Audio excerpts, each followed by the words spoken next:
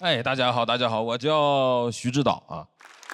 我家里是做这个化学化工方面生意的，然后我大学也学的是这个化学工程啊，所以这个世界我懂，主要是由这个分子、原子和离子构成的。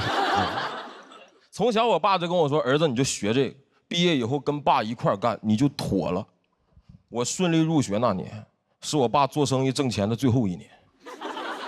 他老跟我说什么儿子这个行业你别着急，越老越吃香。我说爸，那您吃香了吗？他说我呀越活越年轻。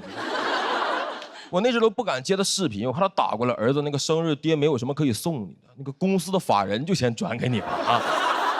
爸想先去美国待一段时间啊，你要相信这个行业马上就会迎来转机的啊，爸也马上要转机了，好吧？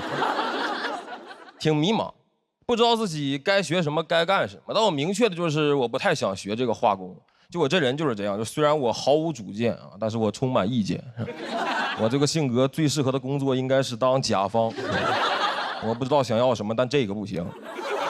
当时有门课，我就很充满着意见。那门课让我们每个人磨一把锤子。我说咱不是学化学的吗？那锤子能是磨出来的吗？各位，我理解的化学应该是我把药水滴进烧杯里面，嘟嘟嘟出来一把锤子，这是。我同学就劝我说，这就是门水课啊，谁都能过。我补考了，还水课呢，我火命水克我。我补考磨了4个小时，我要不就别叫徐指导了，就应该叫我徐志摩。轻轻的我走了，不带走一片及格。我带着那个补考的锤子回去，同学见我都夸我说你真是有2把锤子啊！因为他们都很在乎这个分数。我室友很焦虑，跟我说隔壁寝室那个某某也太牛了，他锤子磨了个 A。我说他咋磨的呀？那锤子磨完不应该是个 T 吗 ？A 你磨的是个锥子呀！啊！我真的很想远离锤子，想做点稍微有意义的事情。当时都说大数据就业好，我就考研去了统计学专业。我上岸那天心里贼狂妄，我看着那些本专业的同学，我心想，哥们要去搞大数据，你们懂个锤子。各位，我今年2边节目选的这边，主要就是因为这边的嘉宾席里没有来自锤子科技的。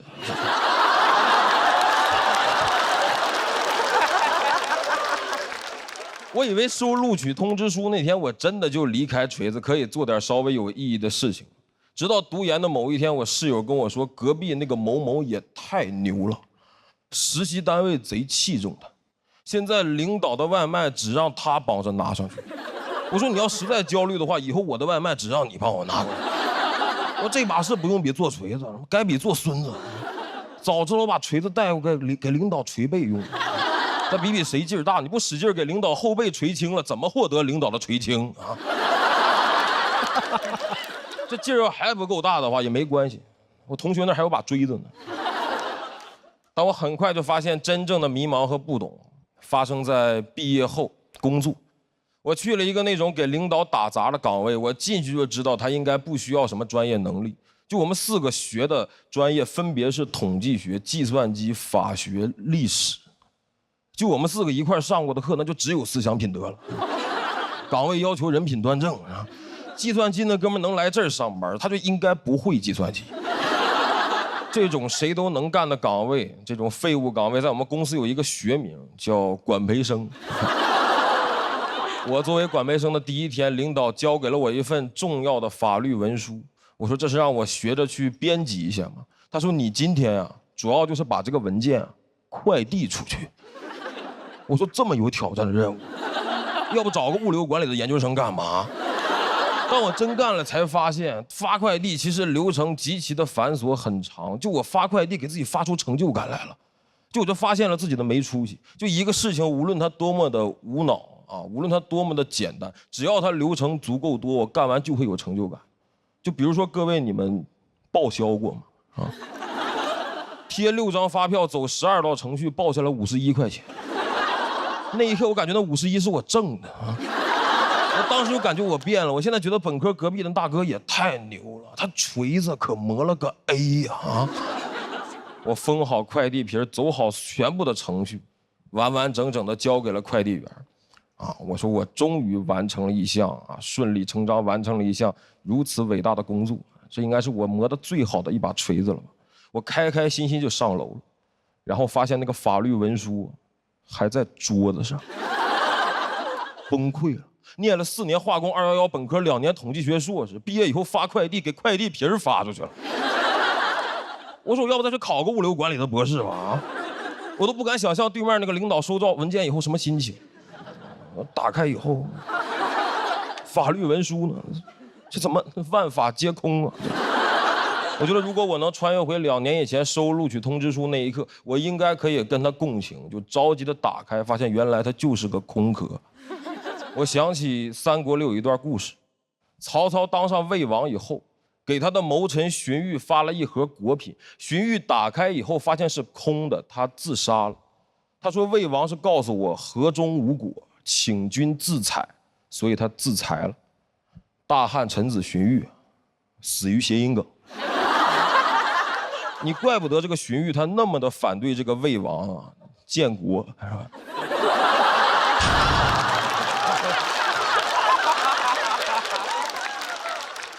我知道这个有点巧妙啊，你们真是又懂历史又懂喜剧的你们。但我回过头想一想，我在发完空快递以后，我再一次读到这个故事，有时候我在想，你说荀彧老师，你看到一个空的盒子就自杀了，会不会有可能你着急了一点？就有没有可能你回去看看那些果品，它就在曹操桌子上呢？会不会是那个替曹操送果盒的小兵啊？他也只是曹操新招的一个管培兵。谢谢。大家好，我是彩玲。我人生遇到挫折的时候啊，最烦别人跟我说的一句话就是看开点儿。7岁那年，我妈领我去医院看病，医生说不太好治，看开点儿。哼，看开点儿。我得的病是斗鸡眼儿，主要症状就是看不开。医生说我是先天有斜视的基因，然后那年突然间就发作了，我挺不适应的，因为斗鸡眼有特点，看东西会重影，就一个东西在我眼中会变成2个甚至4个。当时我妈可愁了，说咱家这点钱手术费咋够啊？我一看那钱，我说这不够了吗？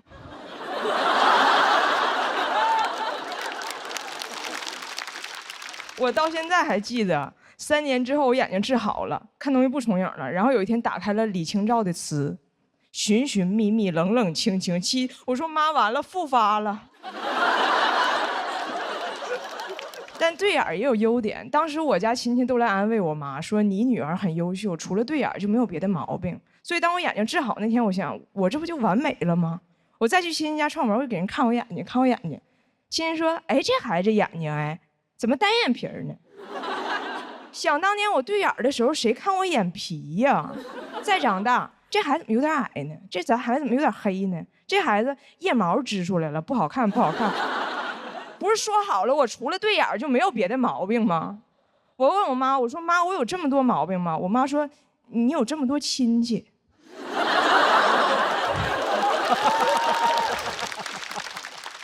这个世界谁懂啊？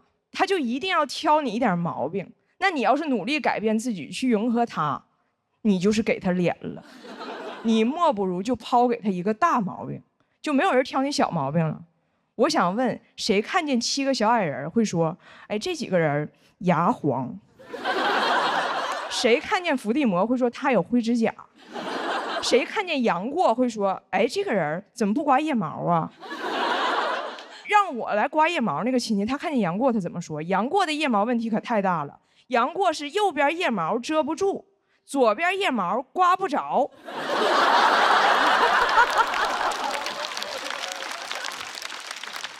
我都理解《神雕侠侣》里那只雕为什么那么喜欢杨过，因为那儿有窝。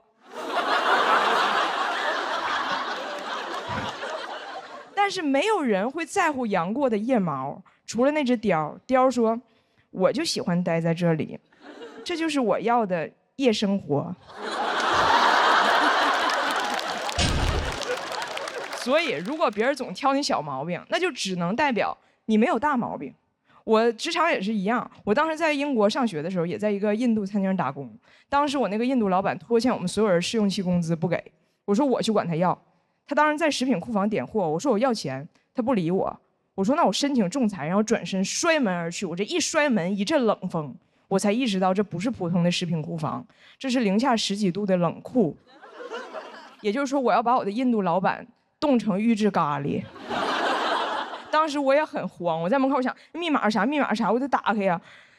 但是人在慌乱的时候是不可能说英语的，我是不可能在那 Oh my God， 我不可能，我在那说的都是东北话，而且越着急我越考吃，我在那啥玩意儿。我远处的印度同事完全听不懂我在干什么，他们只知道我去找老板吵架了，所以他们以为我是故意把老板锁在了冷库里，然后朝着冷库的门说东方咒语。其实当时我朝着门，我是这样的，我说完了，啥玩意儿，锁里头了咋办呢？我这套咒语被我的印度同事模仿了1周，他们是这样的。哇沙，哦苏里土里咋办呐？苏里土里哦咋办呐？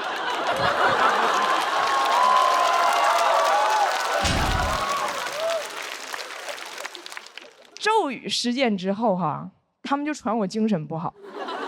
但是当别人都觉得你精神不正常的时候，就没有人再挑你别的毛病了。以前我老板老挑我不爱笑，现在我笑他都哆嗦。那天来了一桌客人，那几个小孩大吵大闹，我也不管。这要搁以前，老板肯定挑我，服务态度不好。但是那天他觉得我做的很好，因为他刚检查冷库，里边没有小孩。以前我总是在想怎么去打动老板，现在想明白了，打就过分了，动一会儿就行。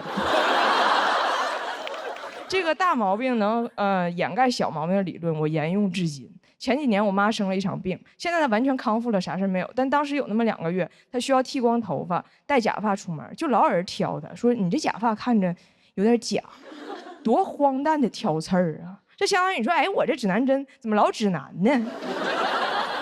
我妈当时就很生气，说他们怎么总说我？我说妈，他们就是一定要挑你点毛病。你还记得我小的时候，别人老跟你说你女儿除了对眼就没有别的毛病，你现在往好了想。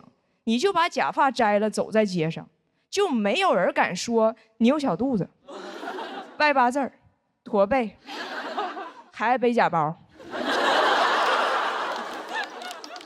我妈说谁背假包了？我说妈，你包上写的是喵喵。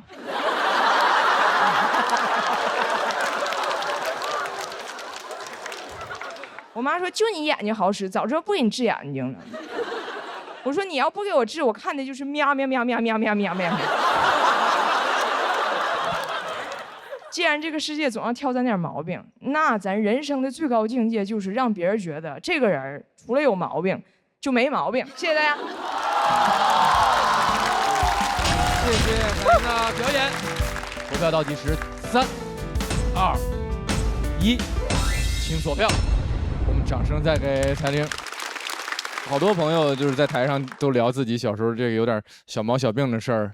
这个节目组从来也没有放过任何一个演员，那个他们好像收集了你小时候的照片，是不是？我有时候觉得这个节目组蛮过分的。对，因为当时我说妈，我怕别人觉得我是编的故事，然后我说你给我找一张我小时候对眼的照片，我妈就是不给我。她说什么节目让人展示自己的缺点，然后换取别人的笑声？我说这样的节目1年还有2档，你上哪儿说理去？姐，我就问你一个事儿，你小时候你得觉得这钢琴老长了吧？啊，对。但我们看的挺开心的哈，尤其知道这个最后也没有太多影响。天真姐。首先，我觉得彩玲就是你一定要把脱口秀一直讲下去哦，因为我觉得你每一场都比上一场进步很多，然后每一场都比上一场自如很多。你今天都讲的是你自己的人生故事嘛，就不像我们在短视频里看到讲老公、讲小孩，都讲你自己，就听他讲，你讲你的人生故事，很容易就跟着你走，然后就会很放松，然后就很想听你一直唠下去，就是这个感觉。所以我觉得你就是要坚持下去，要一直讲下去，你可以很好。谢谢。就觉得我姐这人生态度太合适了，非常受用。因为我也经常会有这个，但是一直没狠下心这么去做。什么手术啊？不是。就是有一大毛病，别人就不管你这些小毛病了啊，因为别人总夸我说，哎，你这人没什么大毛病，但是你这点儿不行，那点儿不行，怎么样的，特别烦，是吧，哥？我还好，我平时看你视频特别多。那话咋说？我的天哪！我虽然第一次看你就是现场说这个脱口秀，但是我觉得你节奏整个非常好。但是这个逗眼儿是一直逗吗？还是怎么样？我不知道。我是做了手术，给我固定住了，就这眼睛给我挪过来了，所以我今生不再对眼儿，就是啊。其实你们都不知道，实际情况太荒诞了，我就怕你们不信。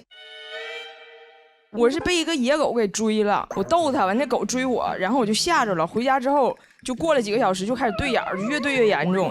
哎，你说逗狗能对眼儿？它明明叫斗鸡眼儿，它逗狗眼儿。这一篇就是我当时写完的时候，也有人说这个其实是个小歪理，但是有的时候正理解决不了你的不开心。其实正理就是不应该挑别人毛病，但是大家也不听，所以有时候就是需要一些歪理。就是当你觉得别人不喜欢你或者挑你毛病的时候，其实就是因为他就是需要挑毛病，你要给他挑。你看小佳，没有人说小佳发质不好，对吧？好像确实挺好，主要是挺浓密。黑灯发质一般啊，没什么。我这好，开玩笑。慧芬姐，我觉得彩玲这几次讲的内容，我身为中女，就我特别有感觉。但我常常在想，因为世界我们好像永远都是看到挑人的毛病，可能对自己也是挑毛病，很少看到自己的好，然后对自己非常的严苛。然后我就在想，你站在台上给我的感觉就是一个很有自信的人。就是因为你有那个自信，所以你才有办法把这些事情，侃侃而谈的讲出来。但我想问你怎么克服这些？因为多多少少我们还是会被别人的眼光，或者甚至我们最亲的家人，可能妈妈嫌我一下，我会真的相信我就是不好。怎么样让自己从那个当中去转换那个心境？我抽到这个主题之后回去，飞机上就写完了这个，就是因为我前2天我的朋友他就是一直有满脸的雀斑，然后很严重，大家就总说他，然后他做了6次激光，这个雀斑终于淡了，然后马上就有人说他那个双眼皮宽，然后我当时就给他发微信，我说造化弄人，你先弄造化，你先弄他，就是你就不要再审视自己了，你不可能在别人眼中是完美的。是的，世界好像总是要挑咱们的毛病，那我们又何必搭理呢？对吧？自己快乐就行。再用 vivo S30拍一张，快乐你就 vivo Live， 这 Live 图啊，就别说亲戚了，谁都挑不出毛病来，就像我这个丝滑的植入一般。我们也谢谢彩玲的表演，那么仍然。最高分的演员会直接晋级下一轮的比赛，彩玲也是拿到了4票满票。那我们看一看目前的最高分究竟是谁呢？我猜是彩玲儿。我觉得啊，是小佳。小佳的分儿，他不会比谢低多少。那我支持彩玲倒是。我也是。恭喜小佳179票成功晋级。期待你下一赛段的表现，请前往晋级区就座。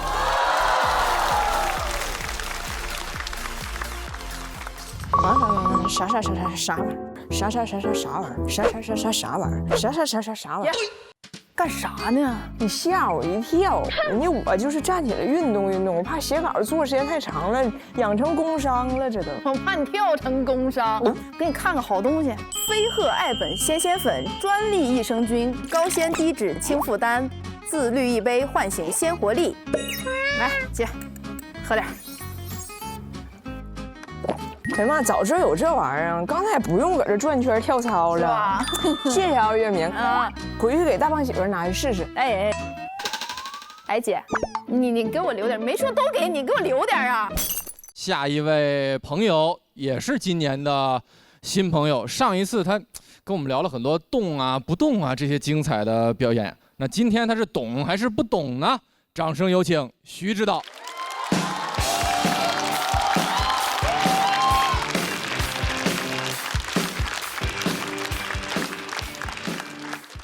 哎，大家好，大家好，我叫徐指导啊。我家里是做这个化学化工方面生意的，然后我大学也学的是这个化学工程啊，所以这个世界我懂，主要是由这个分子、原子和离子构成的。从小我爸就跟我说，儿子你就学这个，毕业以后跟爸一块干，你就妥了。我顺利入学那年，是我爸做生意挣钱的最后一年。他老跟我说什么儿子这个行业你别着急，越老越吃香。我说爸，那您吃香了吗？他说我呀越活越年轻。我那时候都不敢接他视频，我怕他打过来，儿子那个生日爹没有什么可以送你的，那个公司的法人就先转给你吧啊。爸想先去美国待一段时间啊，你要相信这个行业马上就会迎来转机的啊，爸也马上要转机了，好吧？挺迷茫。不知道自己该学什么，该干什么。但我明确的就是我不太想学这个化工。就我这人就是这样，就虽然我毫无主见啊，但是我充满意见。我这个性格最适合的工作应该是当甲方。我不知道想要什么，但这个不行。当时有门课，我就很充满着意见。那门课让我们每个人磨一把锤子。我说咱不是学化学的吗？那锤子能是磨出来的吗？各位，我理解的化学应该是我把药水滴进烧杯里面，嘟嘟嘟出来一把锤子，这是。我同学就劝我说，这就是门水课啊，谁都能过。我补考了，还水课，我火命水克我。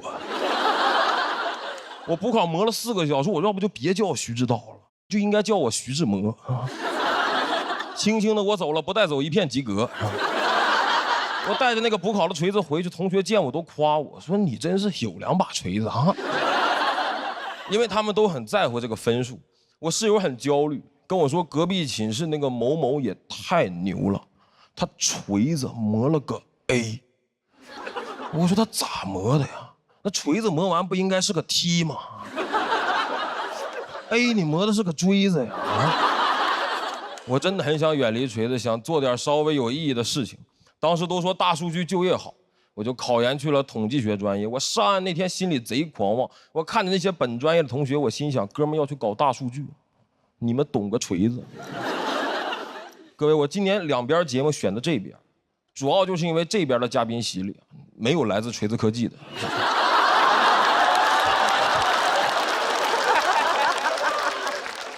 我以为收录取通知书那天，我真的就离开锤子，可以做点稍微有意义的事情。直到读研的某一天，我室友跟我说，隔壁那个某某也太牛了，实习单位贼器重他，现在领导的外卖只让他帮着拿上去。我说你要实在焦虑的话，以后我的外卖只让你帮我拿过来。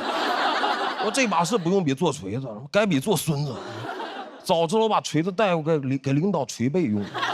再比比谁劲儿大，你不使劲给领导后背捶青了，怎么获得领导的垂青啊？这劲儿要还不够大的话也没关系，我同学那还有把锥子呢。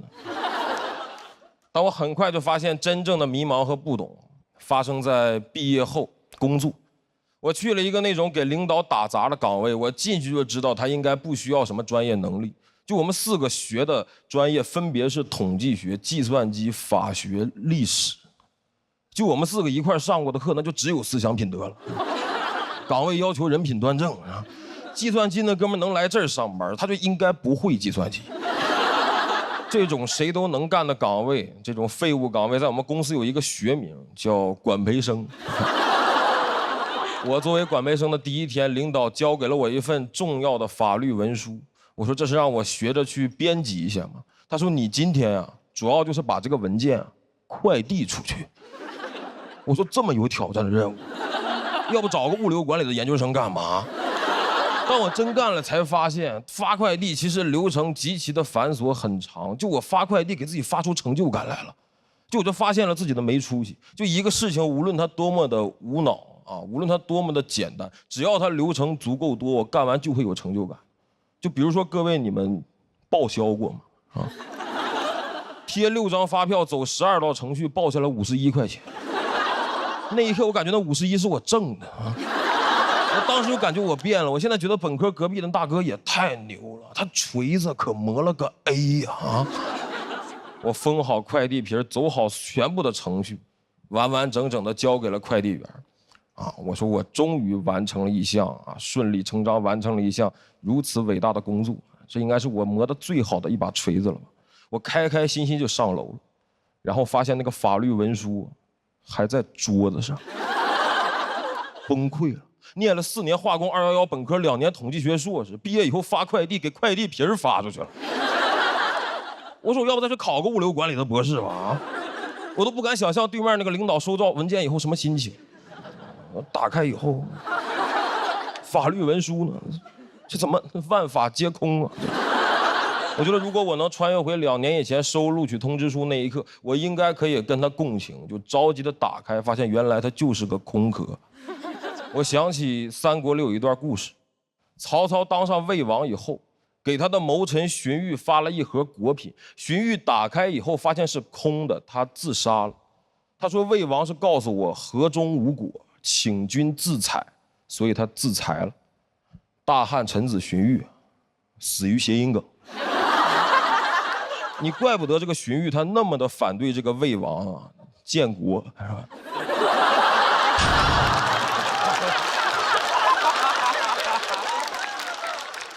我知道这个有点巧妙啊，你们这是又懂历史又懂喜剧的你们。但我回过头想一想，我在发完空快递以后，我再一次读到这个故事，有时候我在想，你说荀彧老师，你看到一个空的盒子就自杀了，会不会有可能你着急了一点？就有没有可能你回去看看那些果品，它就在曹操桌子上？会不会是那个替曹操送果盒的小兵？他也只是曹操新招的一个管培兵。好了，谢谢各位，谢谢你们，我叫徐指导。谢谢徐指导的表演。投票倒计时，3、2、1，请锁票。这个为了一个破包袱，这样从三国时期开始往回扑的方法，让我想起国仔了。天天姐拍在了哪儿？对，我就拍在那个地方了，就是建国嘛。我好想看一下他的反应。我觉得你的文本结构还是非常厉害的，有一种谈古说今，然后以一个小的事情慢慢铺展开来，是很有画面感的。但我觉得今天确实有点没起来。是你觉得是前面2个没起来，让你状态没提起来，还是什么？因为你前2场都是非常炸，也是大高分。其实我也没太想明白啊，回去再总结吧啊。但是我其实那个今年来的时候想的就是能把这篇演了，我就挺开心，因为它是我比较重要的一篇稿吧啊。它是你比较重要的一篇稿，是什么观点或者什么东西对你来说是重要的？因为它是我可能至少前几年，然后比较琢磨不明白的一些事儿，然后放到一起。我本科在上海读的，在那个华东理工大学学的化工，然后当时就感觉在那里在本科的时候就一直很挫败，就感觉是不是考出去一切就好了，然后结果就考出去以后好像也发现很多事儿还是一样的，然后工作以后就是那种意义感就一直在下降，很挫败，然后但其实都没有解决，我就想把那个挫败感写成一篇稿。我大概先明白，因为我觉得这是每个人在创作的时候自己想要表达给观众的东西，他想借这么一个机会说给大家。我觉得自己想说且愿意接受，无论说完是什么样的后果，那就应该按自己想的去做。对，所以我很支持。是，谢谢。我听到了很多谐音梗，你是特别喜欢谐音梗是吧？没有，这一篇也是头一次这么，就是前2轮那个跟大家学了一些技术，然后感觉也不该学，挺好。但我觉得他自己的语言节奏控制的挺好的啊，是，他是说话挺别人很容易能接受，愿意听他讲。对，接下来看你后面更精彩的表演，期待。行，会接着好好写的啊。但我想要知道，其实你一定会有你心里面内心很想表达的，除了刚刚天真姐说你可能有一些挫折，你真的想跟我们说的是什么？其实就是它里面每一个小块是我回忆起当年的情绪，就是比如说从小，然后家里面要求你就学这个，你只要能学上化工，你人生就无敌了。然后学完以后发现不是这么回事，家里生意也每况愈下，然后自己也不感兴趣。然后当时网上就有人说，你现在这个风口，你去考到统计学你就无敌了。然后我去了以后发现很多事情都跟磨锤子一样，就是我既不擅长我又不理解，然后在我接受这一切以后，我去工作，我又有一些新的那个迷茫的情绪。其实我现在跟那个时候又不一样了，我现在是其实接受这种所谓的无意义，所以我就把它写成这样了。对啊。我觉得非常好，这也是我们每个人成长。即便我活到47岁，我也都还在找，然后也在慢慢的认识自己。然后你会发现，可能世界定义的你跟你自己看见的是不一样的。所以很感谢你把它讲出来，然后最后也告诉了我们你的心路历程。我在听的过程中，很多时候我觉得那个地方是可以展开出很多情节的。如果这是你的专场的最后的5分钟，它就会非常精彩，因为大家已经通过前面的段子会了解你更多的成长的人生的这个故事。那今天确实没办法，我们只是一场比赛，只是一场演出。它是我那个主打秀的倒数第2个5分钟。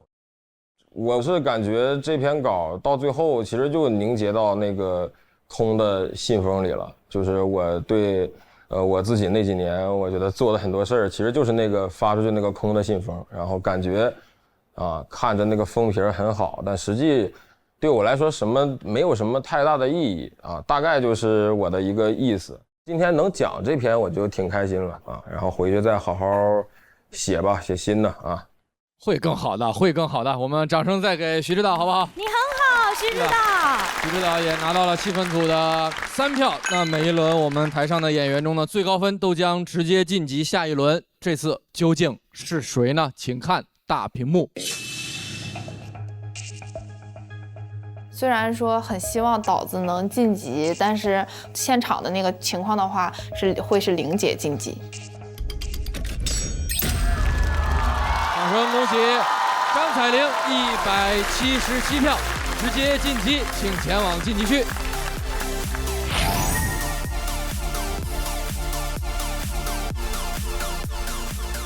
彩玲姐这真会写，我跟她讨论段子，然后就平时她会给我发微信，完了问我什么建议啊，帮忙那个出梗改稿什么的，你能明显感觉出来，这人就是幽默，他就会厉害。我决定往这方面走一走。它跟短视频是另外一种表达，它是一种更灵魂飞驰的那种表达。说实话，我确实有点爱上这个东西了。演出还在继续，我们接下来要上场的这位朋友也是今年的新朋友。刚刚聊天的时候说过，这是陈数的室友，另外一个脑回路也有点清奇的朋友，他的精神世界，反正我们一直都没有搞懂，大家一起帮我们听一听。掌声有请林简七。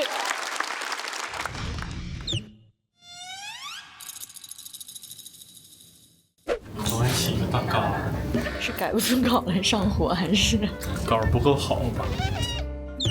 哎呀，去网吧。昨天去网吧包了个夜。没有，只玩到了3、4点。现在是凌晨4点钟。你再说一遍刚才说的话。最后一把。罪恶又美好，不能再松了，得有度。在开放麦门口跟我说：“姐，就打一天游戏，我今天出个大梗。”那没办法，总有天才诞生。他说他一定要等到节目录制现场才给我们看。他很满意他这篇稿子。反正我自己挺喜欢，讲就行了。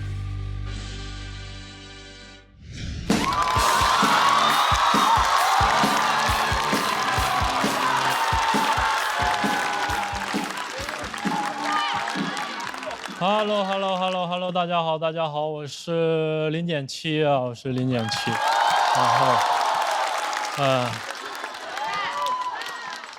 然后，谢谢，我也做个自我介绍，我是一个3本艺术生，我大学学的专业是导演啊，学电影，我一开始还挺努力的，我们当时有一门课叫广告课，要看大量的广告。我没有会员，看广告之前还得看广告。还有门课叫高密度数字激光示盘的运用。我当时一听这课，我得好好上。第一节课，老师告诉我们高密度数字激光示盘的英文呢，叫 Digital Video Disc， 简称 DVD。我说你教我这个，你想让我怎么找工作呀？毕业之后，人家问我你会做 PPT 吗？我说我会磕 DVD。他说你喝点敌敌畏啊。一天就整的没有用呢。写作业也是，我在作业里面写我修图用的软件是 PS， 老师说我这么写不专业，让我写全称 Adobe Photoshop。我不会拼啊 ，Adobe Photoshop。我就写我修图用的软件是美图秀秀啊。我有一个同学，他不知道修图是什么东西啊，他只在乎修。他说他用的是螺丝刀，老师让他重修啊。但是我也不在乎老师教的怎么差，我只在乎电影本身啊。所以条条框框的东西我也跟着糊弄。最后那个论文让我糊弄的。我论文写电影的嘛，就为了致敬美国好莱坞和法国新浪潮，我就把别人的论文翻译成英文，再翻译成法语，再翻译回来。那论文让我写的跟摩斯密码一样，老师让我查重，我都不知道查重是个什么东西啊！一查60%多，我以为我及格了呢。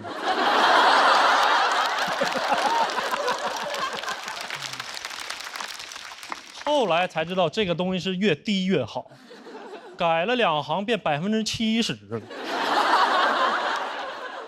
老师说我这也没办法，就给我介绍了一个降重软件啊，就是由人工智能把我论文和别人论文相似的词，它做一个置换和延伸。就这个东西它真的是太弱智了。我写电影《喜宴》，给我改成了乐乐呵呵吃饭。美丽人生，漂漂亮亮一辈子。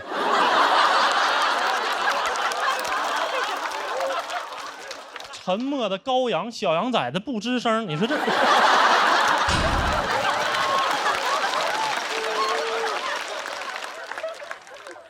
我们拍的作品也可谓是群魔乱舞，根本没法看，但是很好夸。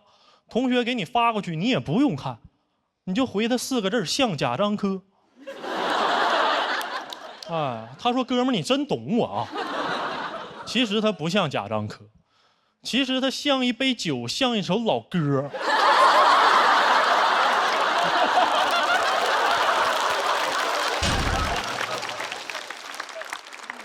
一个班12个贾樟柯，科班出身。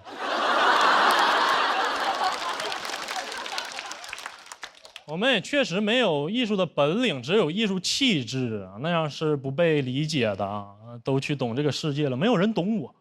我记得我毕业之后，长发飘飘去兼职少儿美术，小孩也不懂我，很伤我心啊。他们管我叫大美女哥哥。我说你好好上课啊，小朋友老登。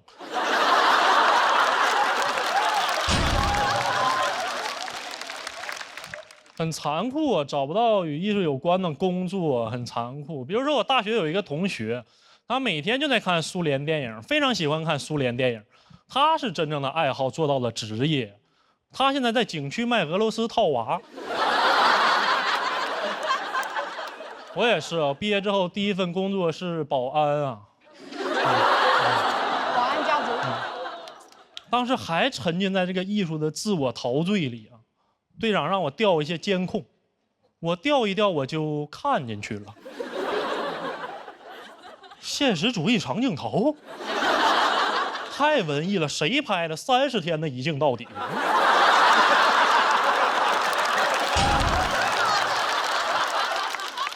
那演的也自然，警察要不告诉我，我都没看出来是小偷。虽然毕业之后不在这个行业了，但还是保持着这个行业的敏感啊，算是最后一点点坚持。我现在还是坚持用原倍速看电影，但我发现好像大家对看电影没有什么耐心了。我有一个朋友，他看电影他就得3倍速的看，他看什么都得3倍速，他看闪电侠也得3倍速。我瞄了一眼啊，我都没看见闪电侠。而且你在电影院里看电影，总有一些人会打扰你。我记得有一次我去看《封神》，我后面坐了一对父子，然后电影里面妲己刚出场准备脱衣服洗澡的时候，后面爸爸跟儿子说了一句：“你把眼睛给我闭上啊！”哎呀，他说的太大声了，我以为是电影里面的呢。我说这块字幕怎么没对上呢？啊，那电影都上架了，让你爸拿下。而且就是很多人呢还会在这个电影院里拍一些照片，然后发到朋友圈里。他们说的也很有道理啊，就是说我只拍了1张图片，我又不会剧透什么。那我朋友圈也不是就你一个微信好友。我记得那阵复联上映的时候，我刷朋友圈，刷到了一群人在参加一个不知道是谁的葬礼。再往下一刷是受伤的钢铁侠，在我朋友圈玩倒叙呢。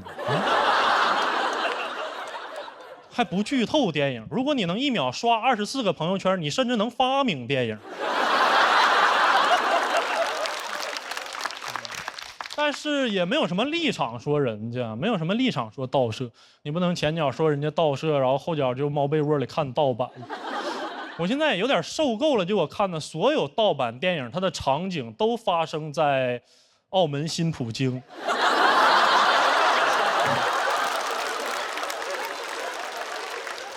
这个东西真神啊！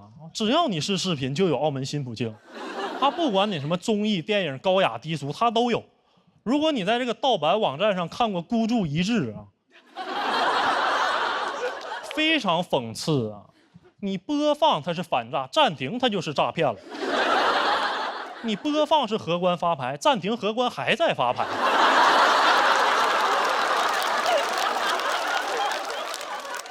所以我也无所谓了，我也随便了，反正我这段播出之后也会上盗版。那我就不麻烦他们了，我自己来。澳门新葡京线上最刺激的老虎机游戏，100万大奖等你拿！新葡京娱乐城，您的不二之选。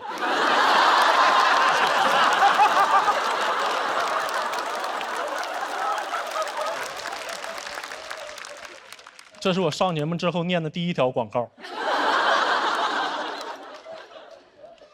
到时候播出肯定会有电视观众一晃神儿，哎，我到底是不是爱奇艺会员来着？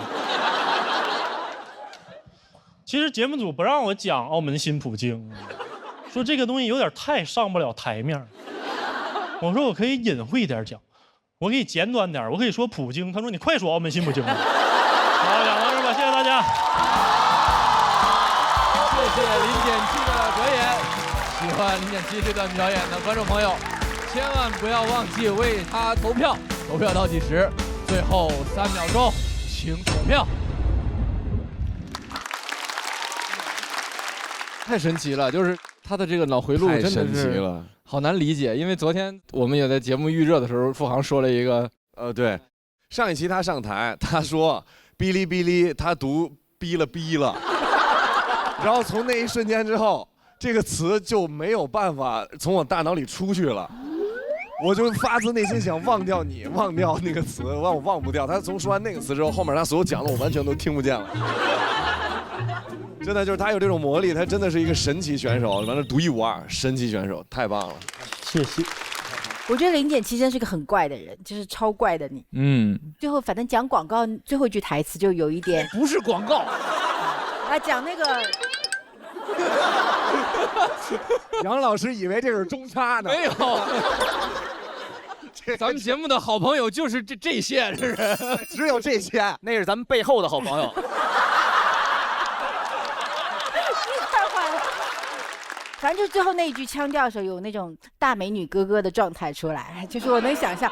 因为你说完大美女哥哥的时候，我就在想象你长发的样子。现在不文艺了，不走那个范儿。反正就是很怪他，我就很难点评他。独一无二。谢谢。一上来那个岳哥就问我这怎么样，我说这我就跟他夸我那特别好，然后从他第一个包袱开始，我说什么这是？但是越往后越引人入胜，欲罢不能。老师让他重修，他说你喝点敌敌畏啊。沉默的羔羊，小羊崽子不吱声，你说这。我太喜欢这一段了，好几个包袱我都完全是没有想到。小朋友老登，逼了，这个包袱是从付航嘴里说出来的，都已经住在我脑子里了。真的没办法了，真的没办法。林简七，我记住你了，谢谢。这个名字是你自己起的吗？还是？是艺名。为什么叫简七呢？简单的简。就是高中那时候瞎起的。高中就给自己起艺名了？对，我觉得之后自己应该会有发展。还有都仿照明星起的，那王嘉尔、林简七的都是。不愧是艺术生啊！太棒了，大美女哥哥。上次佩岑姐也是特别喜欢，是的，说这个傻傻惹人爱啊。我觉得林简七就是给人家一种大智若愚的感觉，大愚若智吧。大智若愚。然后呢，他讲话之后，你会觉得有一点淡淡的忧愁，就是那种你还是有保有那种很文艺青年的感觉。然后我想问你，为什么不当文艺青年了？我都当保安了，我操！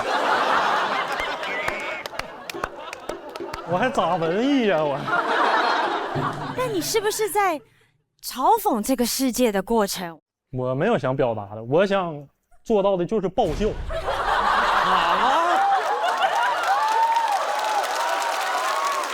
不是，我是说这一期啊，我以后可能会有表达，话别说太满。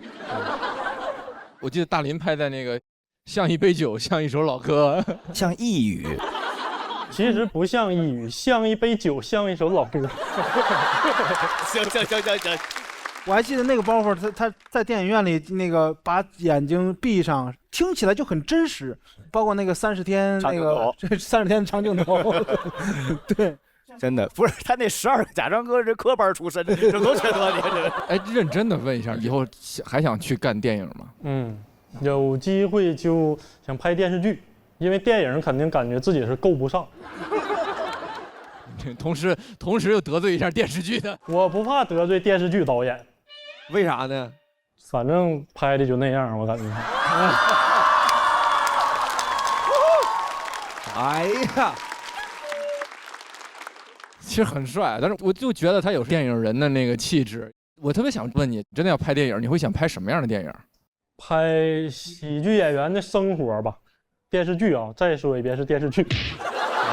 我错了，七哥，我错了。你要拍电视剧，我一定会看。我以为我一定会去呢，你一定会看吗？我一定会看，在澳门新葡京上看。您的不二之选。那如果有人花重金就求你拍电影，你会拍什么题材呢？我就不拍。你为啥呀？因为我想拍电视剧。不二之选。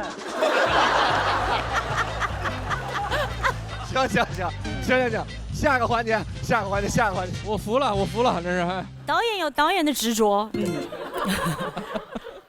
哎呀，行了，祝大家的梦想都早日成真吧。而且我不知道为什么，我特别相信他的梦想一定会成真的。我也相信。我觉得他身上有这个力量。对，加油！谢谢林简七的表演。林简七演完，我们这个拼盘最后一个直接晋级的名额也即将诞生，究竟会是谁？请看大屏幕。应该能上190，上得了吗？上得了。 192，谢谢194是吧？他应该195。195。恭喜林简七，195票直接晋级，请前往晋级区。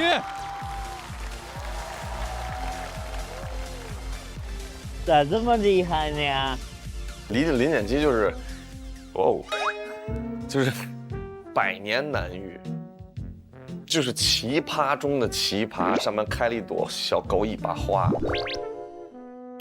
想拍一个20分钟的像美剧那样的小短剧。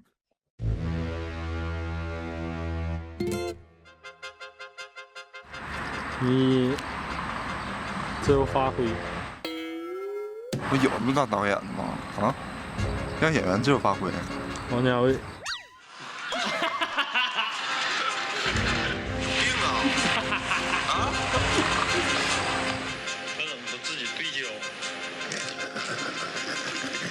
对，就是娄烨全程手持。太惊叹了！这这就是我想表达的。太有意思了，这个好想知道他脑袋里面长的都是什么东西啊！那我们第一个拼盘的7个演出就全部都结束了，我们祝贺4位直接晋级的朋友。同时也很遗憾，因为按照规则，我们这边的3位陈数、徐指导、梁岩没有办法直接晋级，要暂时前往待定区。我们最后会看大排名，那请3位也先回到舞台中央。我们也来看一下3位的最终得票情况。啊，很接近，很接近。在前往待定区之前，还有什么想和大家说的？就下班也挺开心的啊，谢谢大家吧。今天是当那个管培生2周年，然后今天定岗了，就是从管培生变成财务部的专员了，然后很开心，很开心。然后也从这边就那个离岗了，然后这其实我还是挺开心的，就是我计划就是如果我能讲3篇稿子，我就挺开心，我也完成这个目标了。我稍微有点遗憾，就是这一轮中间心态有一些波动。除了我们自己喜番俱乐部的朋友们，然后我们一颗苹果的队的队长教主，就是给了我很多帮助。比如说大半夜给我写一些他觉得可以改的建议，然后大早上起来还给我写，然后我也不知道为什么他那么有精力啊。然后还有很多朋友就是给我提供了很多心态的帮助。像小海，然后大老王，就大老王那个心态，他还帮助我心态呢。然后其实稍微有点对不住他们了，然后希望大老王那个等下好好演，好不好啊？然后我还想说，就是徐指导，你好像以前最炸的那套段子没有在这个舞台讲啊，为什么呢？就是问自己最想留下什么段子就讲什么段子就可以了。因为人总会一直写新的，然后可能老的段子你可能不在你审美点上了，你就想新陈代谢，其实就很简单啊。有追求。我就先下班了啊。大家好，我是感觉有点遗憾吧，因为有可能会淘汰，因为我其实是一个一直不太在乎这个。晋不晋级的，我是觉得每次只要把这个完成好就可以。但是确实，今年开始有一些目标，然后最近开始有目标，然后，没想到确实晚了。我干什么事情都是总是晚了，然后其实有一点难过，然后，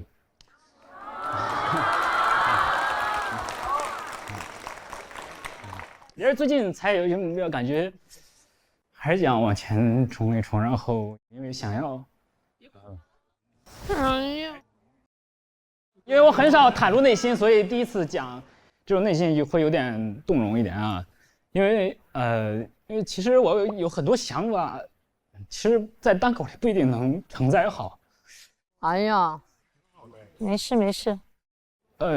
其实有时候想过将来可能想要做一点漫画或者绘本之类的。然后可能，然后会有一个比较喜剧形式、比较崭新的喜剧形式，可能想要今年如果能够闯到总决赛的话，可能会想要在那个地方呈现一下。哎呀，其实还比较遗憾吧，就是没办法，也怪自己一直总是懒懒散散，然后也是给自己的一个教训吧，总是干什么都没赶上。对，大概就这样。点击有什么想对陈述说的吗？我始终觉得陈述是中国没有麦哥，没开那个。喂，那我情绪没有了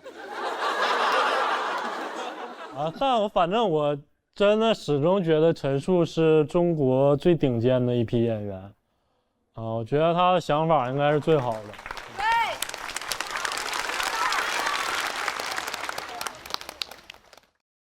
我想说一下，陈述，你不要责怪自己懒懒散散的生活，因为我觉得在你所谓引号的懒懒散散的时光里，孕育出了那些充满灵气的段子，才让大家看到这么丰富多元的内容。感谢。希望以后我如果真的出了什么漫画绘本，希望大家支持。我们待定区还是有机会回来。其次，这个舞台应该一直还在，是吧？还有机会。单口是一个职业生涯很长的事情。我们所有朋友再给他们掌声。我们先去待定区休息。谢谢3位。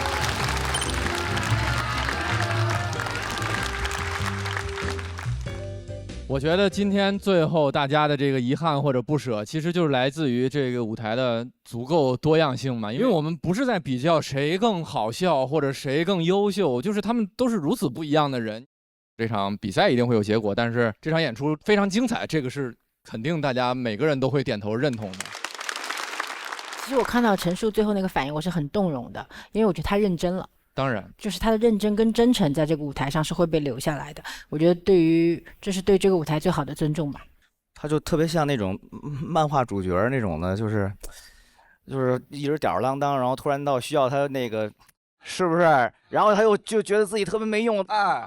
但马上接下来，如果他能够继续留在这个舞台上，他应该马上就要爆发小宇宙了。我刚刚听到陈数讲话，我也是有一点不舍得，但是我可以理解，就是他刚刚说了一句晚了，太晚了。我想跟他说一点都不晚，今天就是一次的演出，分数没有办法定义你好或不好，你也没有做错什么，你也不需要改进什么，你就是做了一场表演。我一直很不喜欢比赛，我就是觉得这是一个舞台表演的机会，然后这个机会我们都很幸运的享受，所以我很期待，我也相信陈数未来无论做什么，其实我们每一个选手无论做什么都会有独一无二的发挥，然后世界由他们自己定义。我们也再次恭喜第一个拼盘成功晋级的4位，我们恭喜，谢谢小佳、彩玲、林简七。我们也把掌声送给上半场所有给我们带来精彩表演的演员。大家都还很年轻，单口是一个职业生涯很长的事情。陈数甚至是个00后，哎呀，他是01年的，对，是不是觉得刚刚的惋惜有一些过分了？而且重点是陈数不见得走。对，这个小朋友老登，刚刚出发，一切都还刚刚开始。那下半场又会有怎样的精彩对决呢？咱们下半场再见。没有什么宏大的愿望，你只要想着你上台说你要说的，希望观众笑就 OK。我对自己没有100%的信心，所以说还是挺悬的。别拉就行，继续保持状态。非常焦虑，写得很头疼。我没有把握会比他们讲得更好一点。压力非常大，我甚至会觉得我最后会坐在那个待定席上。现在是一个挺好玩的稿子，起码把它好玩演出。顺其自然，尽量的把它当成是一场演出，然后就把它演好就好了。